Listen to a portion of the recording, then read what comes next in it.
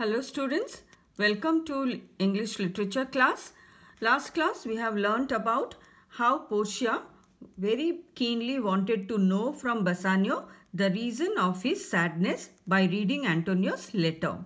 So she had very rightfully said that she, being his better half or wife, she has every right to know not only of his good matters, also the sad things to share with him. To this Bassanio now reveals. Here he says, "O sweet Portia, here are a few of the unpleasantest words that ever blotted paper." Blotted, you know, when ink falls on the paper, it gets stained. Similarly, metaphorically, he says here, there are few words in this letter which are causing very sad, giving very sad news, unpleasant news. And like the ink blots the paper, these black or sad words also spoils the paper. "Gentle lady, when I did first impart my love to you." So here he says, gentle lady, fair lady, first time when I have expressed my love to you, I freely told you all the wealth I had ran in my veins. I very openly told you that my only wealth was my noble blood. The wealth that runs in my veins means the only wealth that runs in me is a noble blood. I was a gentleman. So even he said, besides that, I was a gentleman. And then I told you true. So here when first he said that my only wealth was my noble blood and I was a gentleman, something else he had not revealed. So now he says, then I told you the truth. After this I told you the truth, that yet, dear lady, rating myself at nothing. So what I said was true. Dear lady, when I claimed my wealth as nothing, I was exaggerating my position, he says.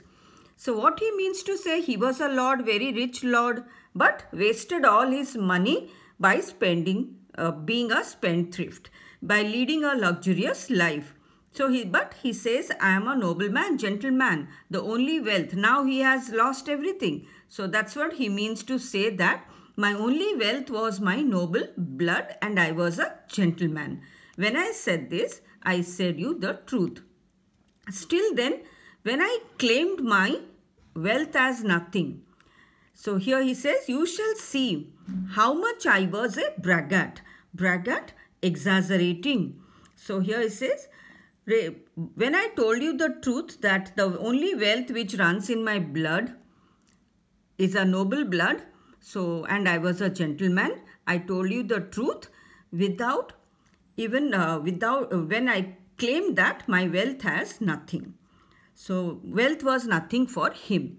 So by saying so, he says, when I said this, how much I was exaggerating it. What he was exaggerating, we'll know here.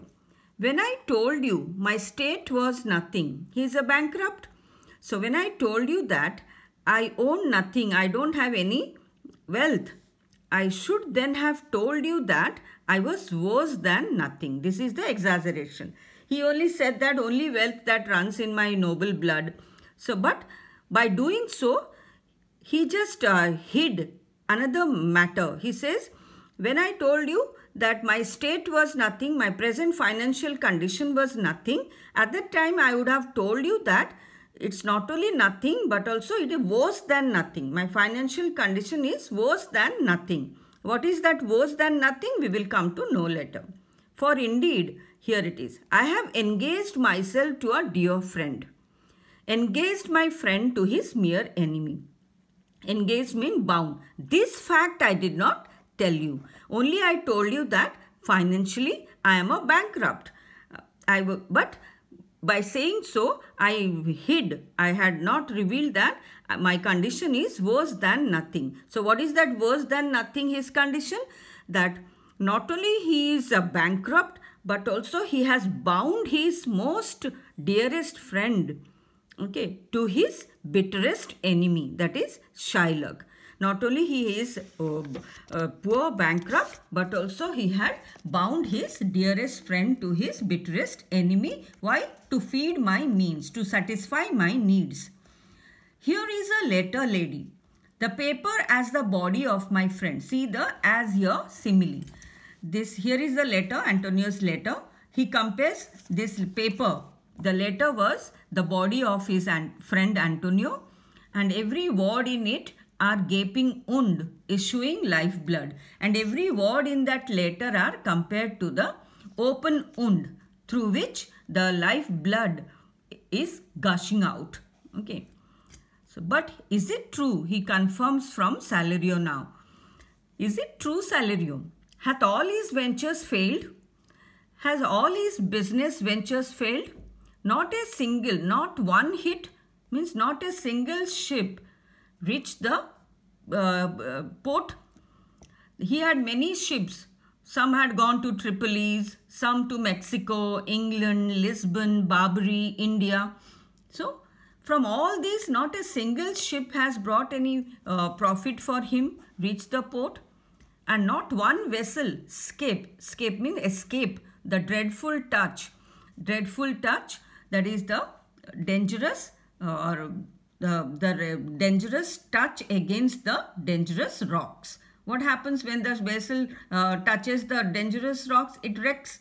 So he asks that not a single ship has escaped these dangerous rocks that often that ruins, merchant marring rocks, marring that ruins. These dangerous rocks which are often ruins the merchants. Haven't any single ship escaped these dangerous rocks? He asks. So Salerio replies, not one, my lord. Not a single ship has reached the port safely. Besides, it should appear that if he had the present money, he means Antonio. Besides that, first of all, Antonio's business ruined. Second, it appears that even if Antonio had presently any money to discharge the due, to give the Jew, he would not take it. Now, the time has gone, 3 months. So now, even if he had money to give him, Shylock will never accept it. Never did I know a creature that did bear the shape of man, so keen and greedy to confound a man, destroy a man. So he says, I never seen such a wild beast in the shape of a human being who is more greedy to ruin a man, destroy a man. He plies the Duke at morning and at night. He keeps on requesting, pleading the Duke day and night for justice, and doth impeach the freedom of the state, and even threatens that if he doesn't get the justice, if they deny to him, he threatens legal action against the country's justice system if they deny him justice. 20 merchants, the Duke himself, and the Magnificos noblemen. He says, remember this figure, 20 merchants, the Duke himself, and the noblemen of Venice, of greatest port, have all persuaded with him, have all advised him not to take the pound of flesh. But none can drive him from the envious plea of forfeiture of justice and his bond.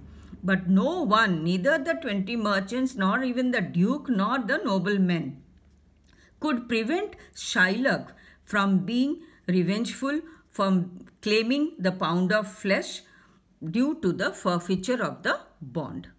Okay, this much you learn. Next we'll continue with the next steps. Thank you.